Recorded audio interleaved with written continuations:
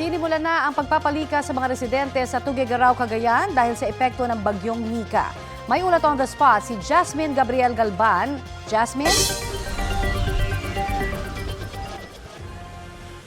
Connie, nagpapatupad na ng preemptive evacuation ang lokal na pamahalaan ng Tuguegarao City dahil pa rin sa epekto ng bagyong Nika. Simula kaninang umaga ay inililikas na yung mga residente sa bahagi ng Barangay Gosi Sur at Gosi Norte. 11 barangay ang binabantayan sa ngayon ng CDRRMO sa Tuguegarao City. Ito yung mga barangay na nasa low-lying area. Sa ngayon, wala pang pagtaas sa antas ng Pinakanawan River at Cagayan River, pero dahil malakas ang buhos ng ulan sa Isabela, Ifugao at maging sa Apayao ay pinaghahandaan na yung posibleng pagtaas ng antas ng mga major river system sa probinsya ng Cagayan.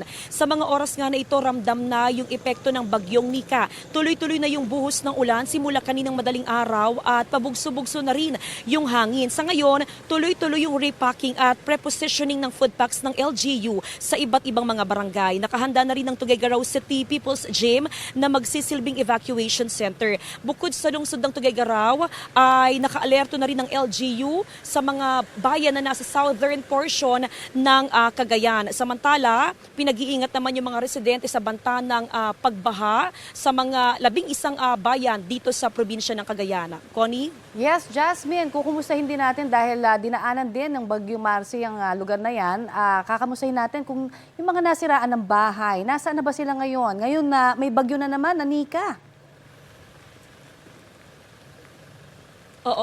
Alam mo, Connie, matapos nga na manalasa ang bagyong Marce, ay nasa 32,000 na kabahayan ang nasira doon sa 13 na bayan sa probinsya ng Cagayan. At sa ngayon nga ay may mga bahay pa rin talaga na hindi agad na iayos dahil parang 2 araw lang na gumanda yung panahon. Kaya karamihan doon sa mga residenteng nasiraan ng bahay ay nasa mga evacuation center o di kaya ay nasa kanilang mga kaanak. Ayon sa provincial government, tuloy-tuloy naman yung suporta, especially yung food packs na ipinamimigay sa mga residenteng apektado para matiyak din na sila ay nakakakain ng maayos at maayos din yung kanilang sitwasyon sa mga evacuation center. Connie. Maraming salamat sa iyong update sa amin. Jasmine Gabriel Galban ng GMA Regional TV.